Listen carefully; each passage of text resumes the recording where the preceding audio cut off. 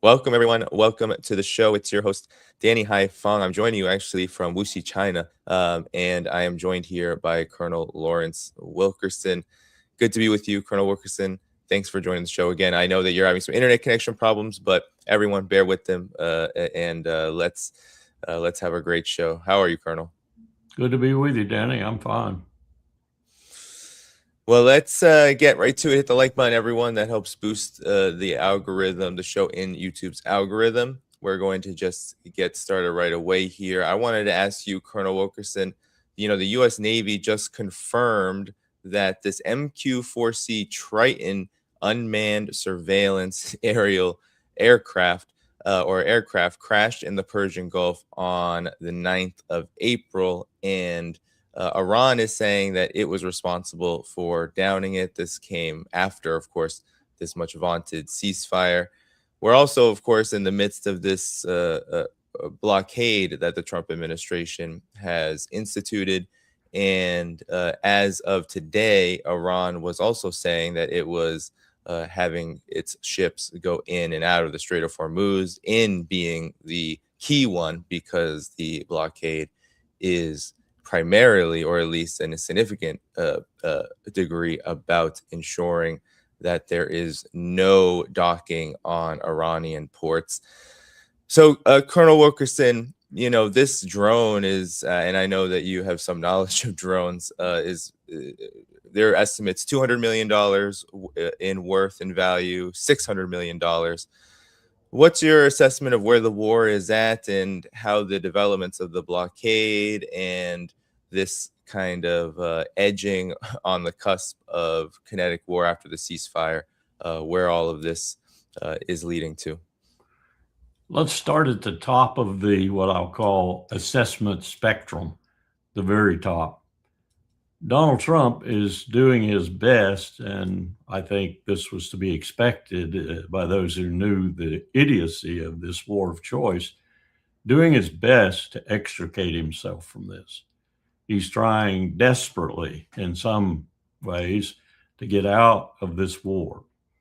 I think you're going to hear all manner of protestations as well as declarations of victory, if you haven't heard enough already to be nauseated, from Donald Trump and to a certain extent from J.D. Vance, although he seems to be very busy lecturing the Pope over his right to do theology, which is absolutely preposterous.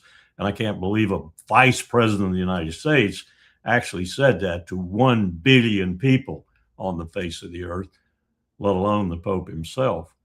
So Trump is trying to extricate himself, and you have to parse everything he says, even though some of it is obviously nonsensical, with that fundamental truth in mind. I think he's even willing at this point to extricate himself without Netanyahu's total permission to do so. And I think he arrived at that decision about 24 hours ago. And I'm trying to ferret out exactly what happened and why. But that means he's going to be doing all manner of things to paint this picture of a victory and exit. How he's going to do that, I can't even begin to tell you, but I think you're going to hear this increasingly from him and from his lackeys in the White House, especially Pete Hegseth. That's the top picture, if you will, I think. And then underneath that is this business of tactical exceptions that are created on the spot, as it were. The Chinese are going through. Trump was saying that there was going to be nobody to go through the strait. Well, the Chinese are going through. They have given him the extended middle finger, and they are plying the strait with oil tankers, I'm told. And this comes from a pretty reputable authority in the oil network. And others are too. So one wonders what is actually being stopped in the Strait of Hormuz. Now, we know that some people have left from the compilation of, 3,200 ships that were lying off the strait, just gone because they can't afford to sit there any longer. Where they're going is anybody's guess. Maybe over to the Bab el Mandeb. I don't know. Don't think they'll fare any better there. So we still have this choke point that is a choke point not because of what the U.S. Navy is doing, of what Iran is doing, except indirectly, what Oman is doing or any other state power. It's because of the confusion. And the confusion is as bad for Marad, it's as bad for Lloyd's, it's as bad for AIG, all the insurers, and for the shippers, because in confusion, they make a decision normally on the side of security and don't go or turn around and leave. So that's where we are right now. And that brings me back to the top strata of discussion again. By June, most economists say if this continues, and that's not very far away, we are definitely going to be in global recession. And if it goes on this indeterminate way we're dealing with this trade and with commerce in general, if it goes on to August, the globe's going to be in depression. And Trump's ability to ride that out, because he's sitting on excess LNG and oil, and Putin's ability to ride that out for the same reason, is irrelevant, because the rest of the world will be cascadingly going down and in depression, as I indicated. And that's going to affect everything from rare earth metals to you name it that we can't get our hands on that we need.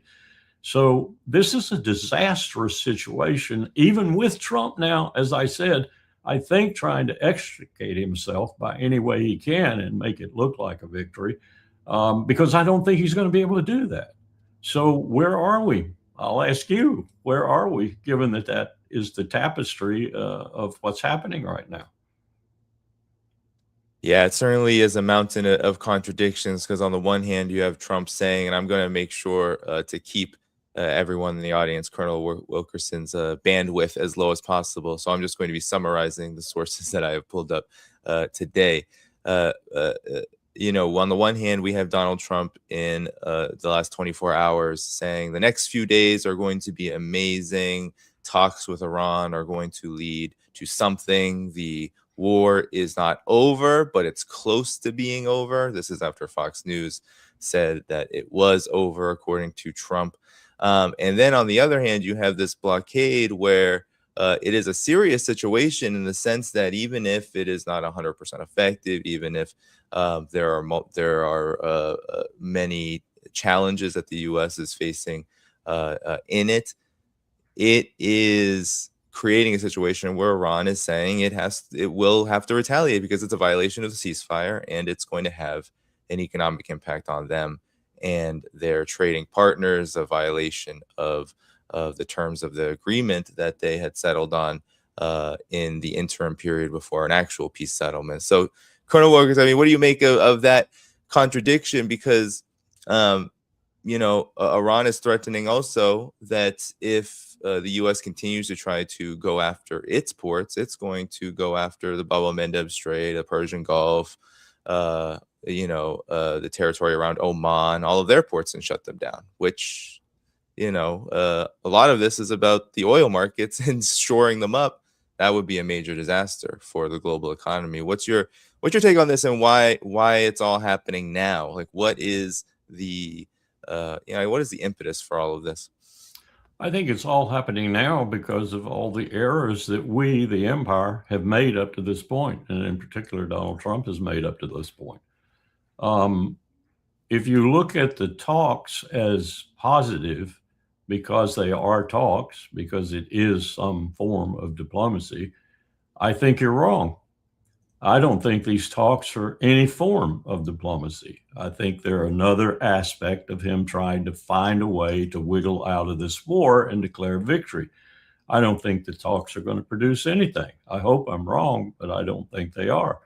Just the fact that the people, the Iranians, abominate most thoroughly, showed up, Jared Kushner and Steve Witkoff, again posing as diplomats, is proof positive as far as I'm concerned.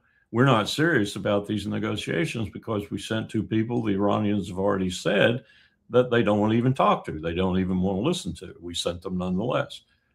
So I don't think the talks mean anything other than a cover for, as I said, what Donald Trump is trying to do, extricate himself from this conflict without too much damage, politically and otherwise, to himself and to the Republican Party, if he's even thinking about the Republican Party now.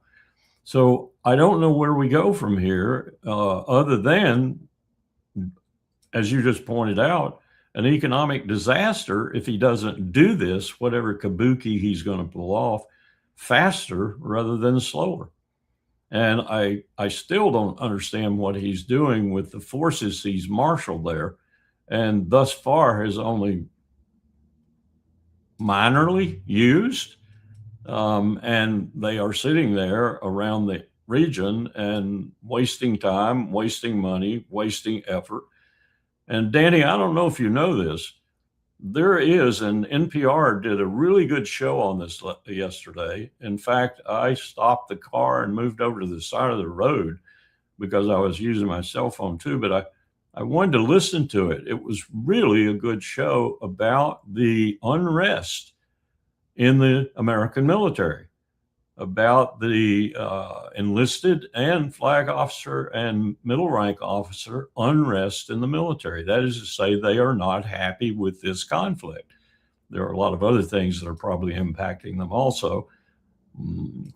Excess Christian nationalism now. 13 months now, he's held prayer meetings in the Pentagon.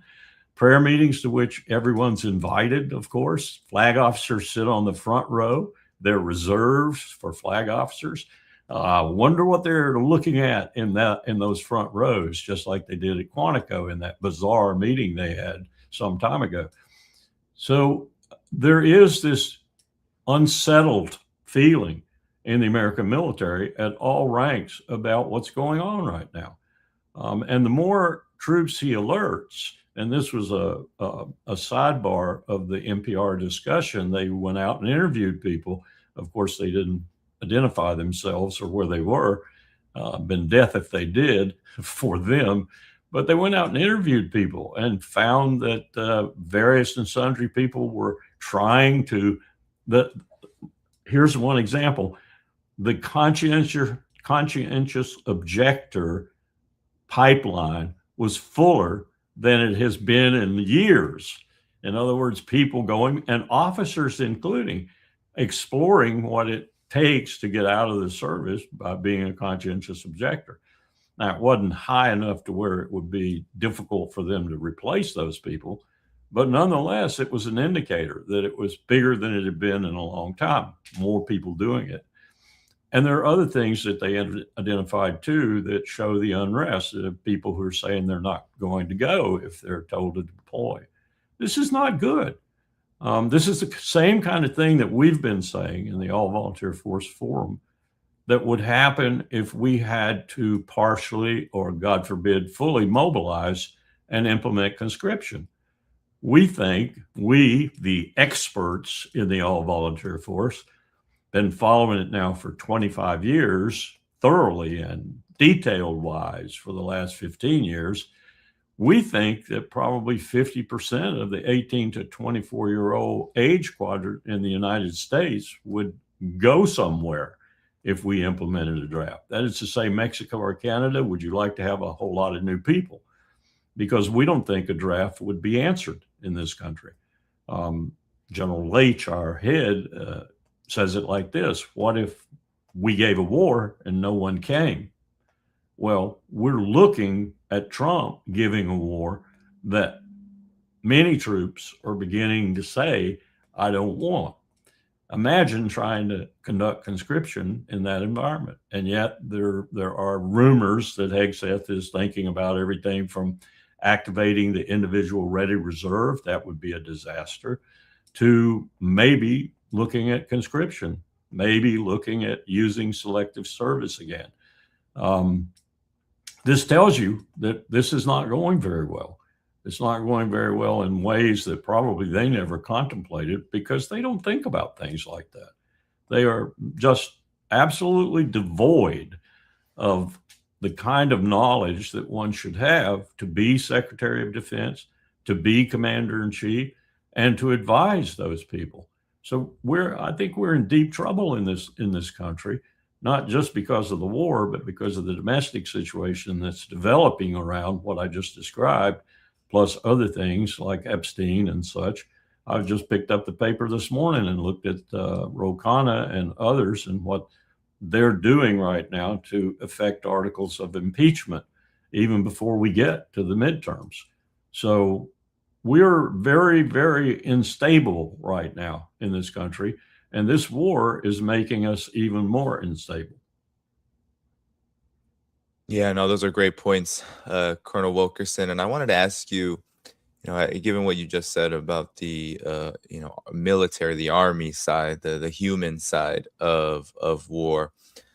Uh, Earlier, I mentioned this drone, and I wanted your impression on what this tells you also about the war when you have a ceasefire that was called, and then suddenly on April 9th, there was this very advanced drone, maybe the most advanced, maybe one of the most advanced aircraft in general the U.S.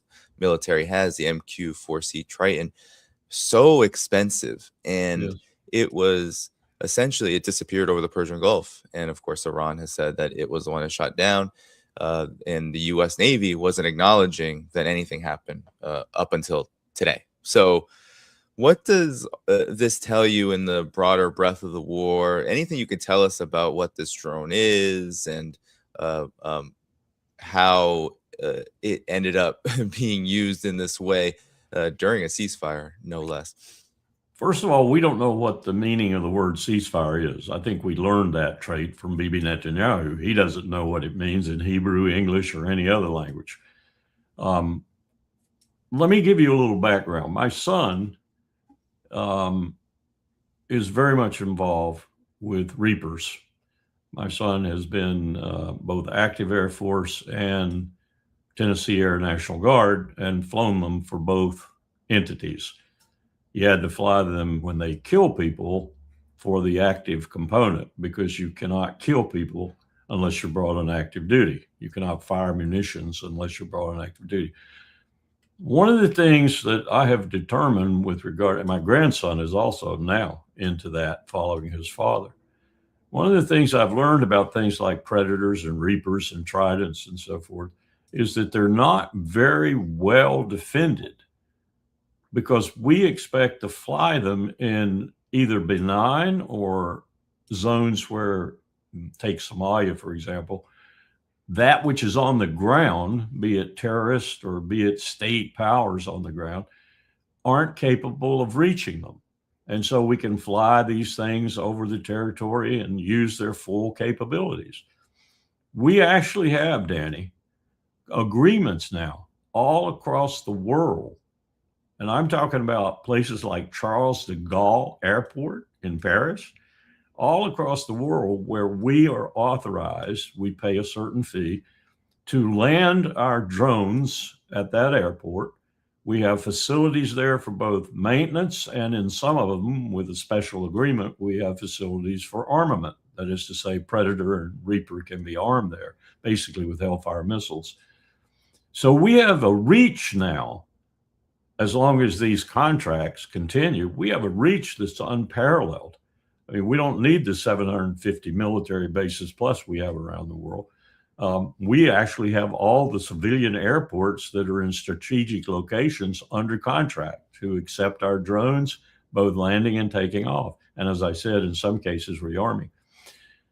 But what's happened here is we've run into an enemy. And here again, the Trump administration, Secretary Hegseth, the generals. I don't think General Kane, being an Air Force general and coming from the Pacific arena, I don't think he would fit in this category. He must have said something. Who think that all of this billion-dollar capability is usable against an enemy that has wherewithal. They're not. They simply aren't. And when I say wherewithal, I mean missiles that will go up and reach them and bring them down. There are quite a few entities in this world, outside of China and Russia, of course, that have that capability, Iran being one of them. And so we did it with the Houthis. We had Reapers shot down with the Houthis. I think it was 6 or 7 of them finally that actually were taken down by the Houthis, Al-Ansar in Yemen. So we're using these, I'm going to use a term here that's not applicable anymore, people tell me, but we're using third world militaries as what we're measuring our capability to use these very expensive instruments in. And that's not right, because they're going to shoot them down if they have the capability, as Iran is proving. So that's what's happening, I think. We're losing this very expensive equipment, which we basically designed for either a benign environment or an environment where the people on the ground, Somalis, for example, don't have the and you don't know what we're doing in Somalia right now. We're killing people in Somalia virtually every day of the week.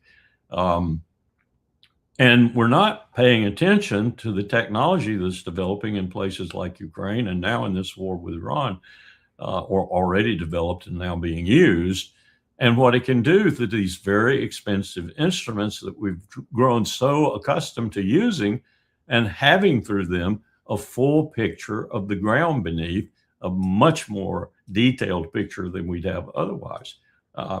Other than perhaps some of the most sophisticated satellites we have when they're on, so to speak, zoom mode, and they're very narrow, very telescopic. These drones see all around 360 degrees.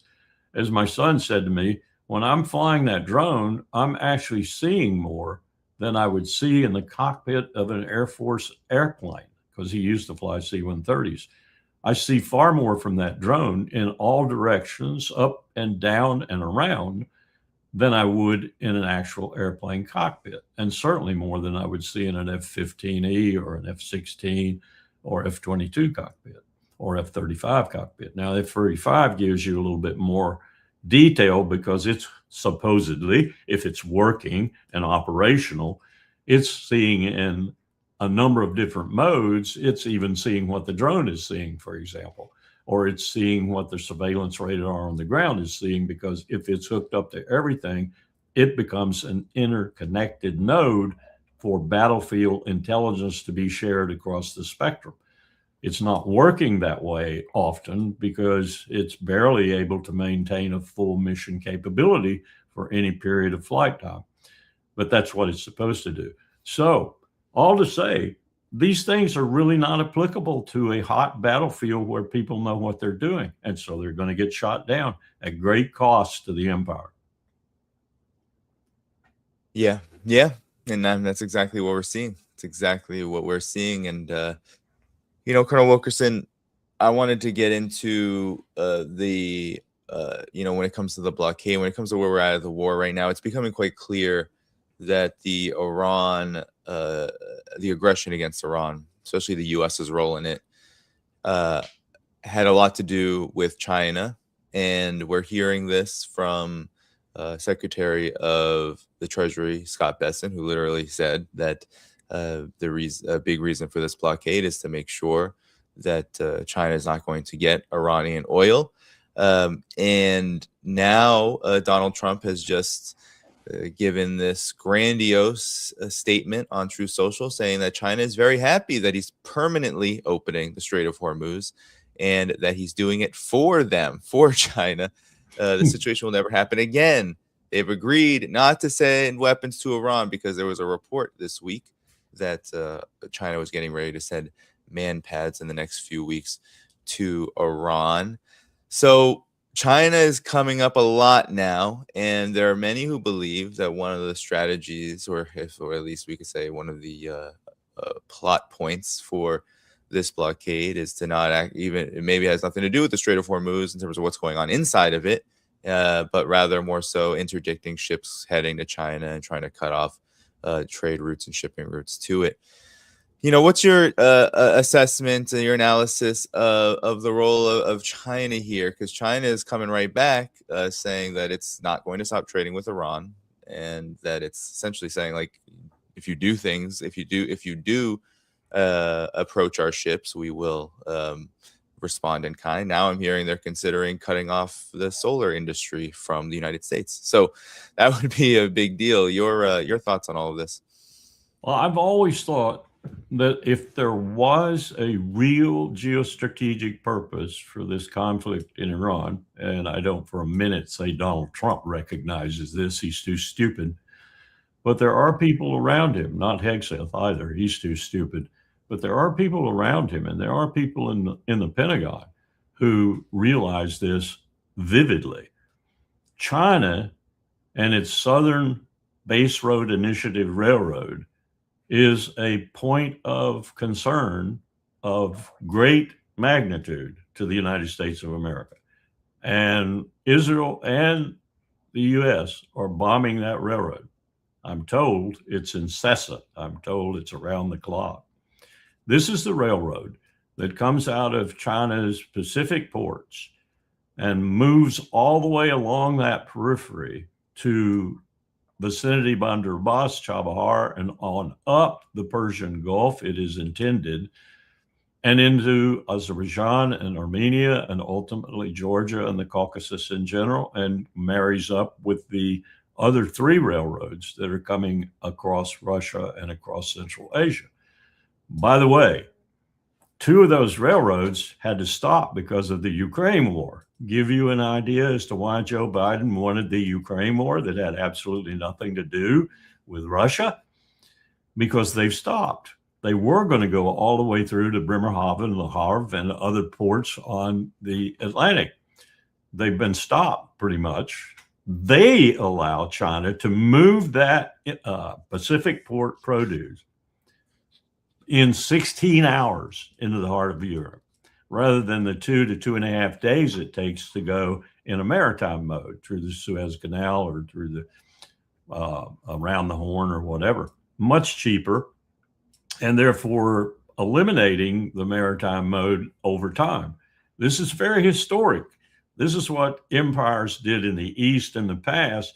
For example, they put the Portuguese Empire, small that it was, but a maritime empire, put it out of business pretty much by building these overland routes and making the maritime routes negated.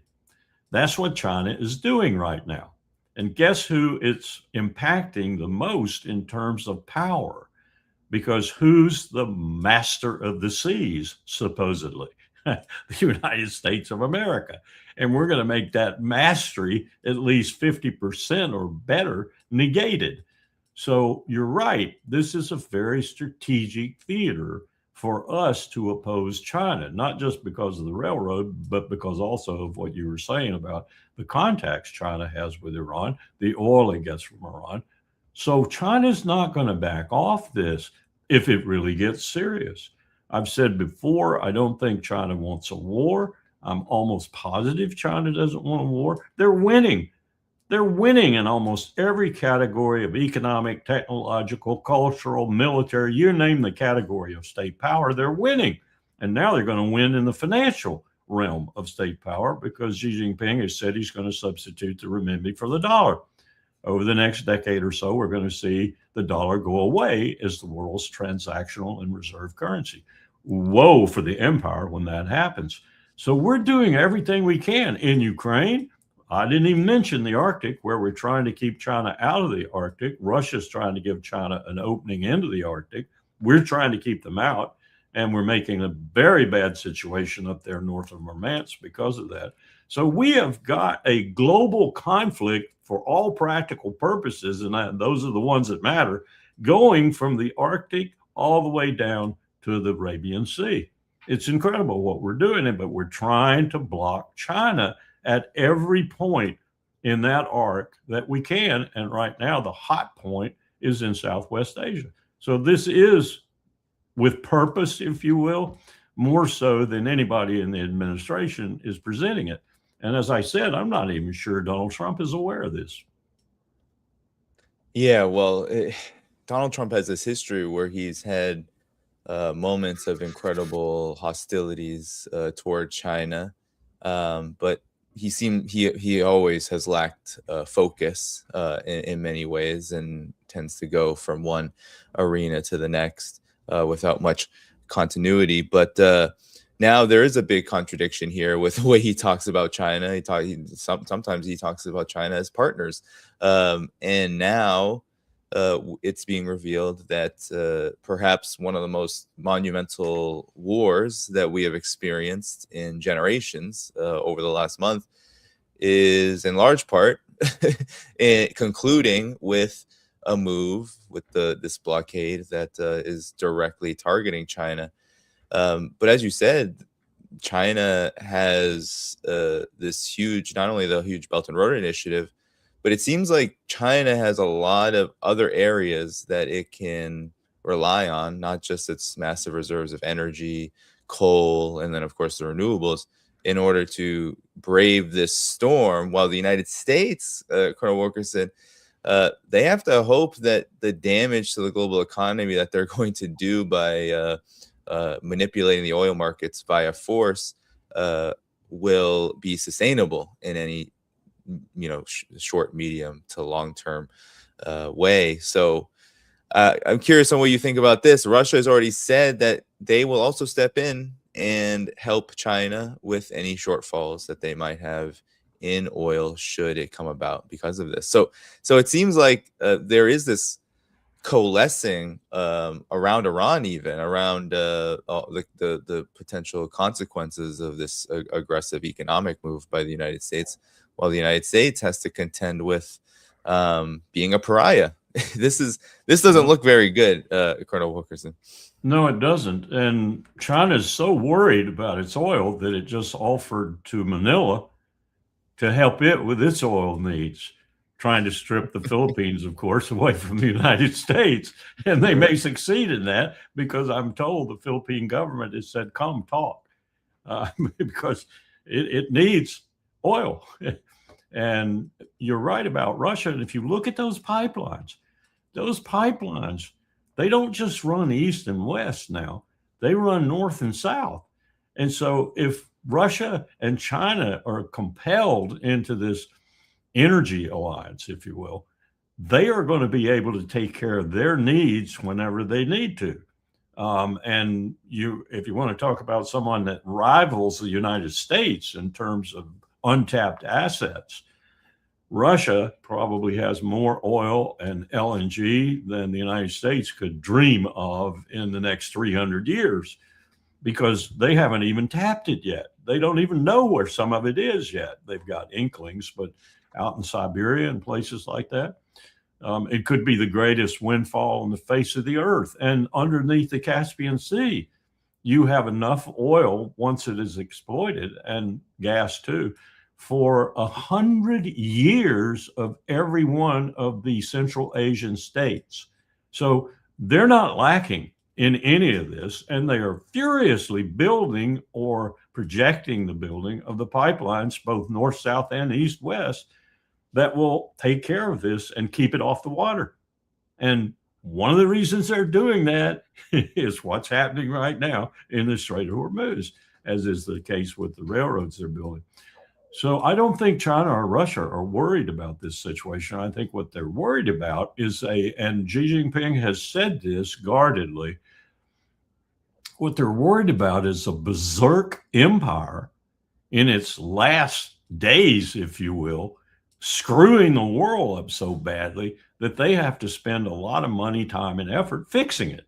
That's what they're worried about.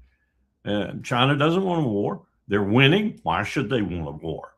But if they get one, they'll take it and they'll destroy us, or we'll destroy the whole globe. Because I think that war, as you know, I think it will go nuclear ultimately. And we will be the one that will initiate the use of nuclear weapons, because we'll be the one that is losing. And I've been in the war games, and that's what we do. And usually the civilian leaders in those war games stop it right there and don't let it go any further. So this is not a win-win situation, as it should be for the two most powerful countries in the world, the declining one, the United States, and the rising one, China. And with Russia on her side, considerably more powerful than she would be alone. It's not a good deal. And come back to what we asked and what I talked about in the first moments of this interview, the business about Donald Trump wanting a way out and extricating himself, and why I said he doesn't even understand this geostrategic rationale. He doesn't. But do you think the powers behind the throne are going to let Donald Trump get out of this war? And I'm not so sure that Bibi's not one of those powers behind the throne, a despicable one, a murderous one, a homicidal one, a genocidal one, but nonetheless a smart one. And I'm not so sure he doesn't know that, understand that, and he has connections with the Davos crowd. And so they're not going to let Trump get out of this war until China is severely damaged. And I don't see any way in the world that we severely damage China anywhere in this war without severely damaging ourselves. In fact, more so than we damage China. So where does this go? Even if it has a geostrategic rationale that makes sense, where does it go? And especially with a Trump who wants out by any method he can get out and declaration of a victory, it's a nightmare, Danny. It's a nightmare. Un cauchemar, as the French would say. Yeah, yeah. I mean, it seems to boil down to the United States as this empire not really having the capacity for a myriad of reasons to bow out when it's time to bow out, when there is, a defeat essentially handed to you. The United States' empire does not have that capacity. And what you said about Israel, I think, is in Netanyahu is important because just these talks that just happened in Islamabad, who was interrupting in the middle of the talks? Who was being consulted with by J.D. Vance? It was Benjamin Netanyahu.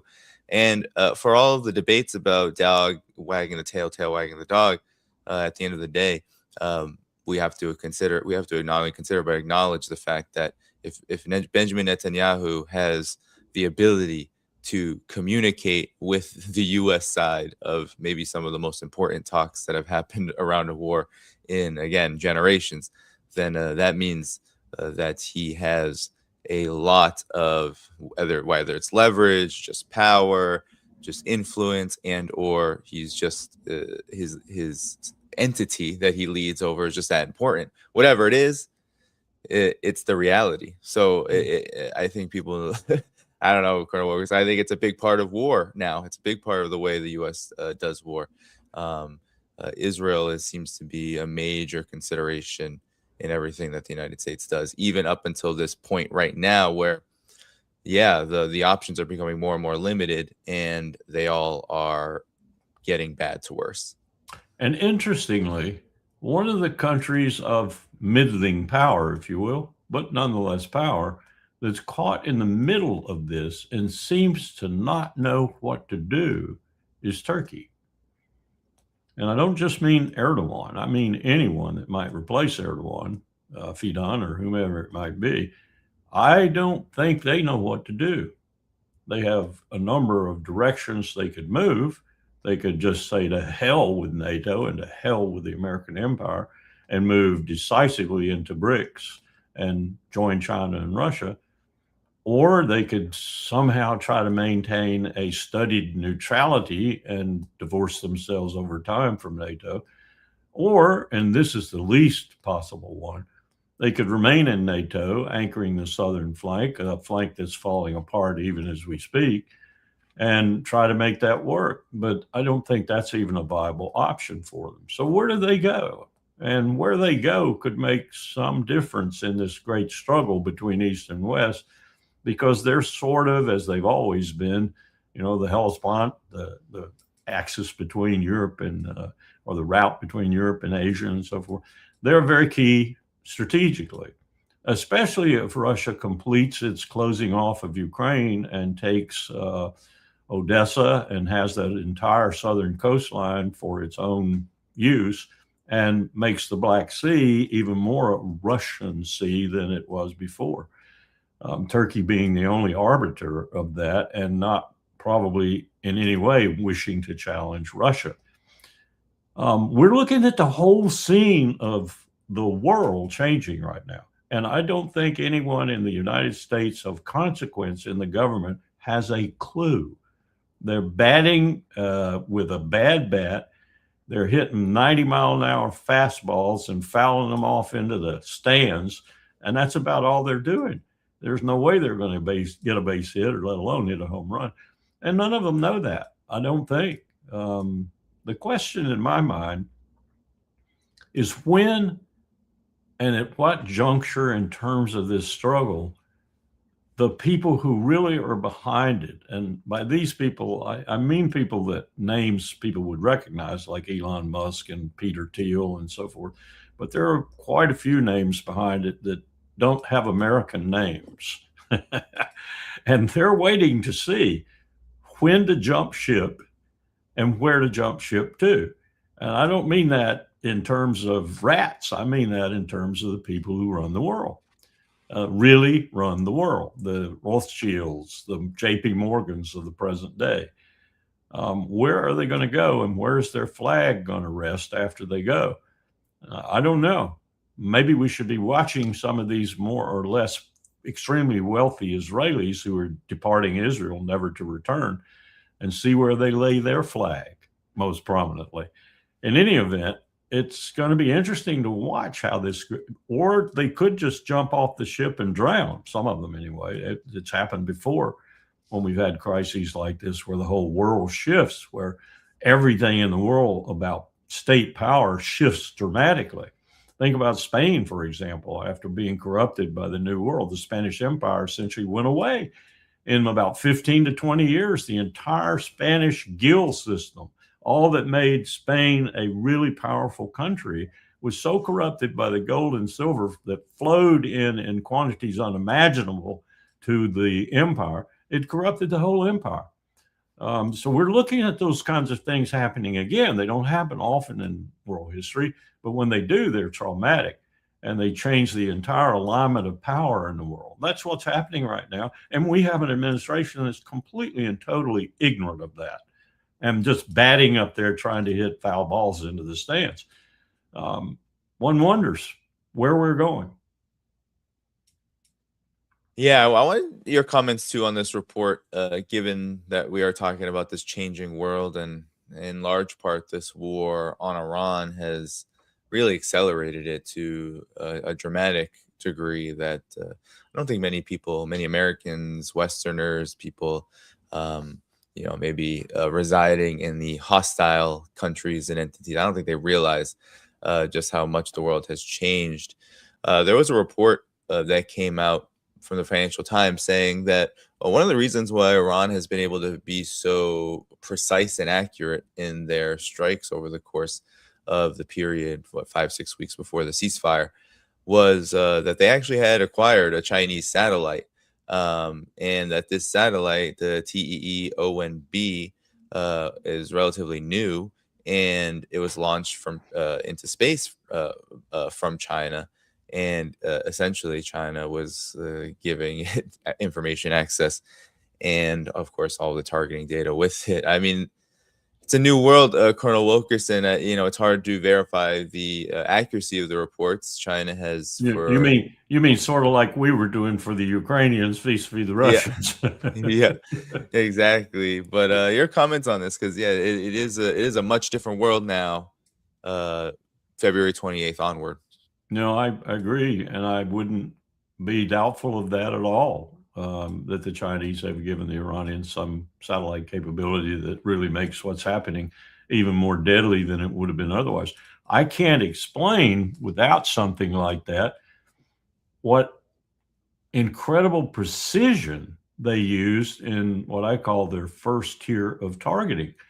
They were just incredibly successful in destroying things like the oldest refinery in the Gulf in Bahrain.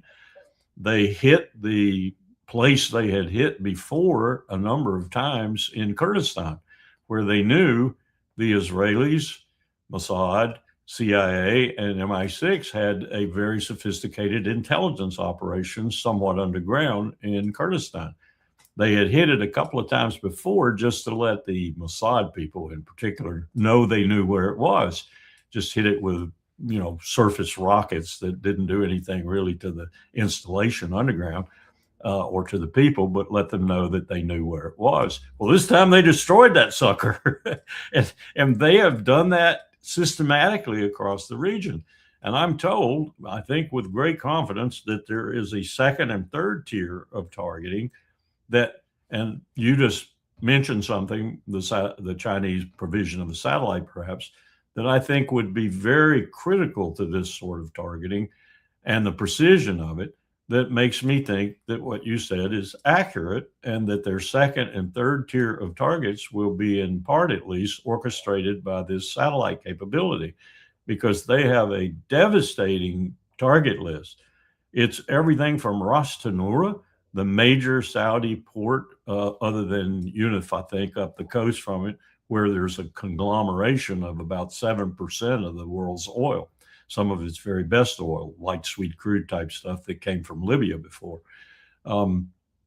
You hit those targets and other targets in Saudi Arabia, Qatar, Bahrain, the United Arab Emirates. Maybe you take out Al Udeid altogether, along with the aircraft that are there from the United States if they're not flying. And you hit the other targets that I understand are on this tier, which includes basically wiping out Israel, just wiping Israel out without a nuclear weapon, wiping Israel out. And you've put this war in a whole new dimension, and you've probably put the world in global depression. Yeah, which is I think it's one reason the Iranians are very, very reluctant to execute that tier of targeting. Right, and not to mention when Israel is the target for a massive, just an incredible amount of damage that Iran could lay upon it.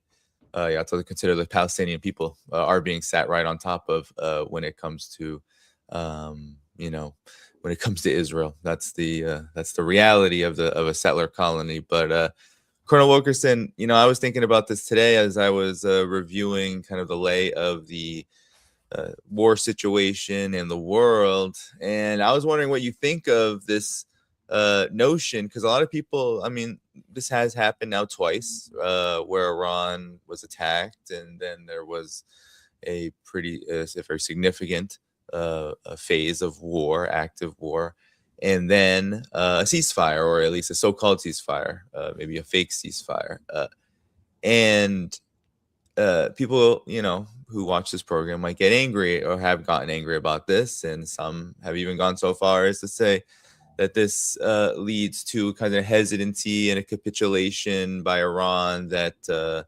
only allows the empire to regroup.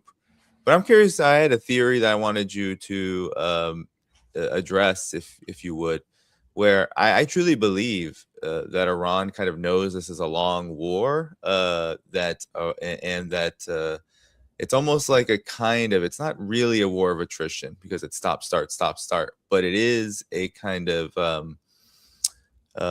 building up a strategy, it seems, to be able to outlast the empire in a moment where, it's quite obvious that the U.S. and Israel, unless they are changed dramatically from the inside and look very different politically, economically, etc., that they're not going to stop trying to attack and destroy Iran for a lot of reasons. So Iran seems like it has its eye on winning a war that is obviously going to go on for a while. I'm curious on what you think about this, and how it all ties into what's going on right now.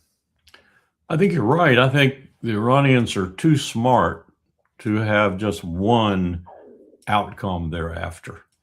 I think Haaretz was absolutely correct a few days ago, maybe a week and a half ago, when they ran a headline that said, Iran to win must not lose. The United States, the empire to win, must have a spectacular victory. Well, there isn't going to be any spectacular victory, no matter how Donald Trump uses his propaganda techniques to try and make it so. So Iran's already won.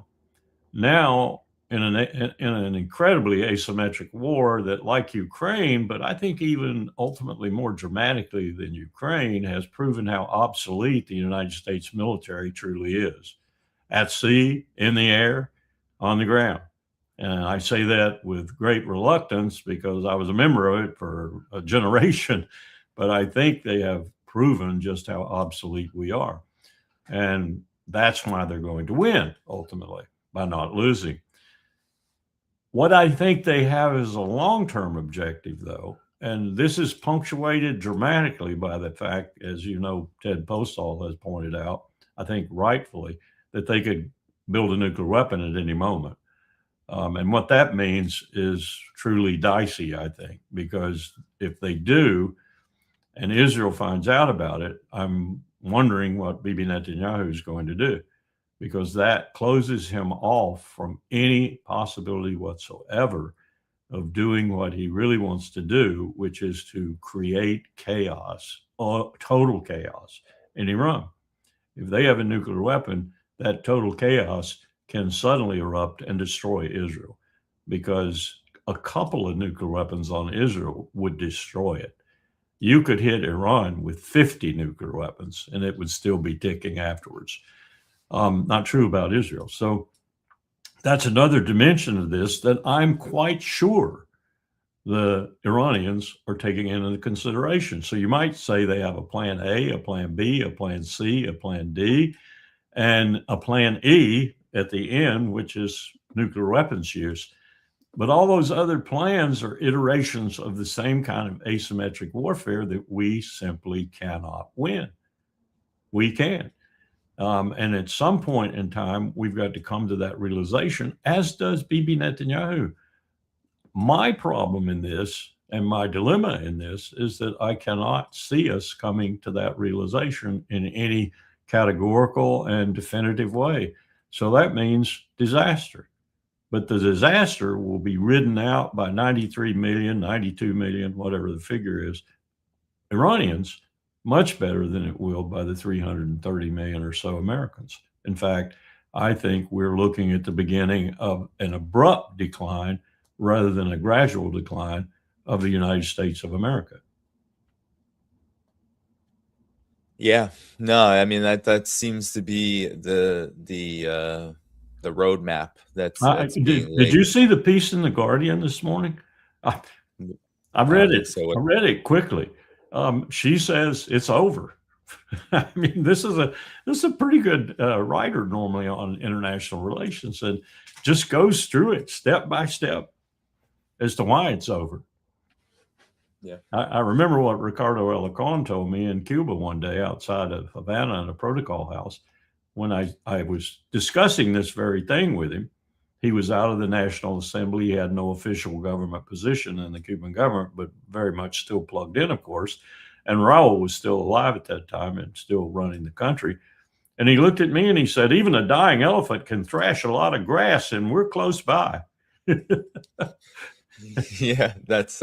I mean, he agreed the El Coloso del Norte, the giant of the north, was not a giant anymore, but he made that statement.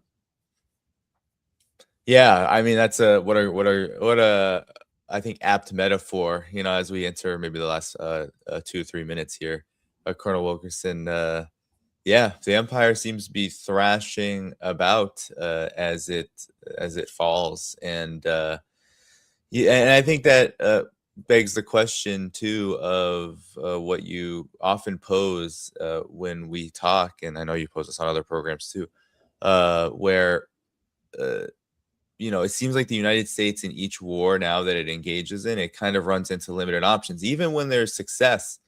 Like in Venezuela, there still limitations that are pretty stark, even in a situation like that where Trump can declare a kind of victory.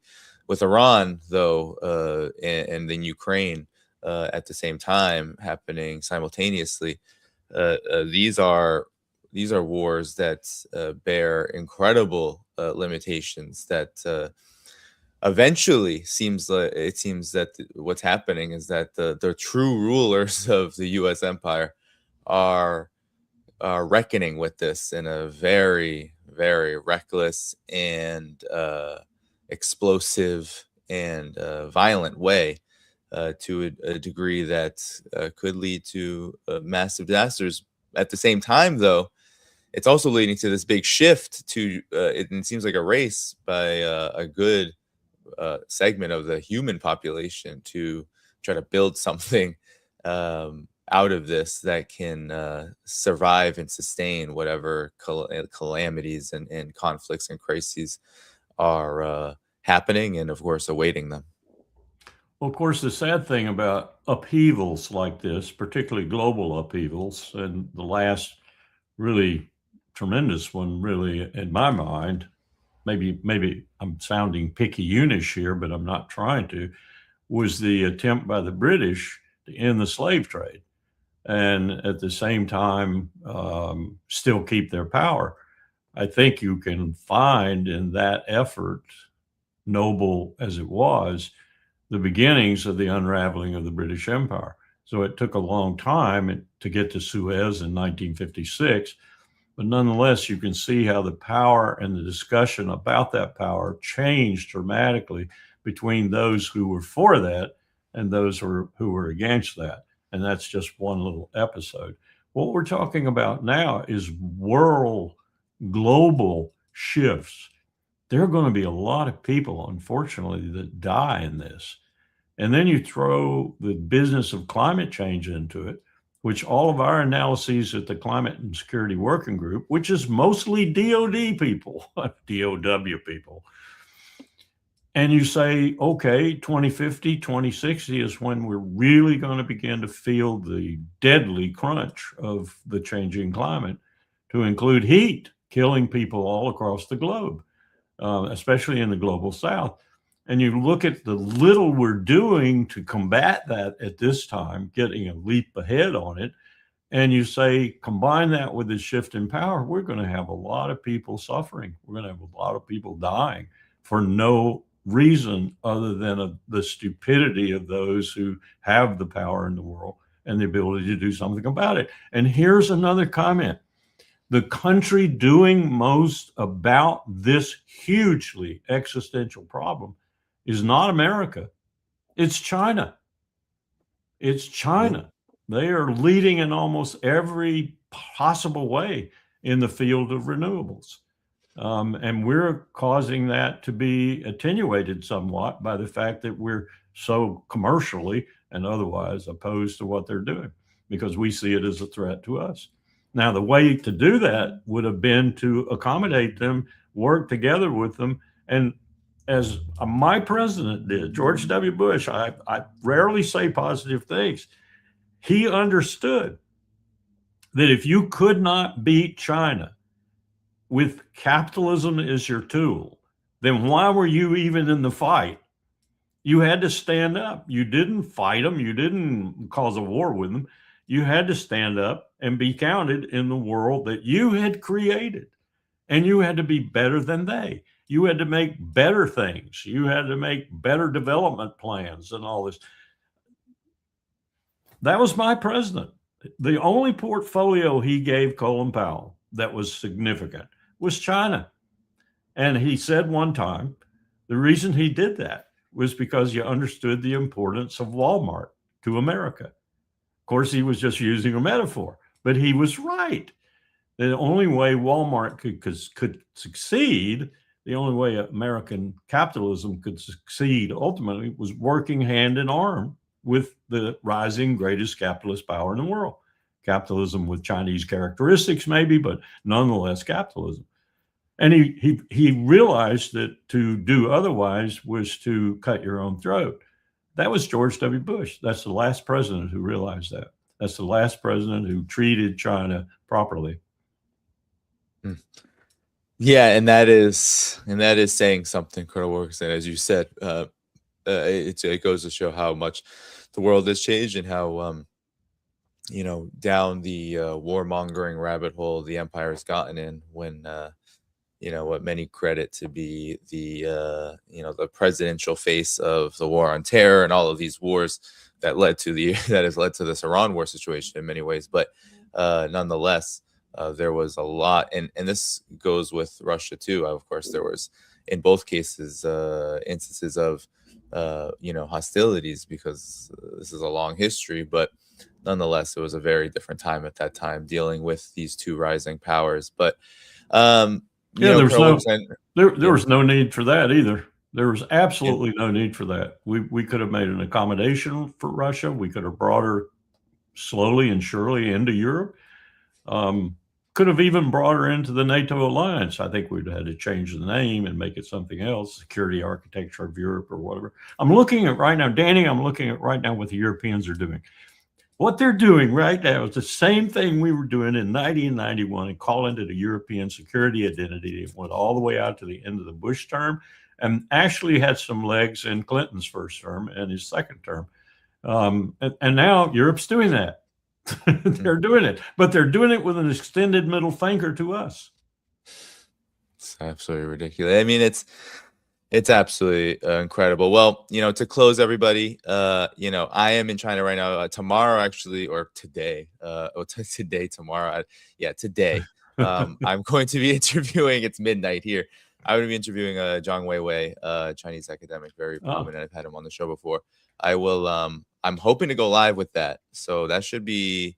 It's midnight now. I'm doing it at 9:30 Beijing time, so that would be 9:30 p.m. Eastern. So if it doesn't happen live, because if for some reason I'll have a recording, but just want to let you all know that. And I'm here now, and what Colonel Wilkerson said about China leading the world in renewable energy and this kind of advancement in how we power our economies and our lives.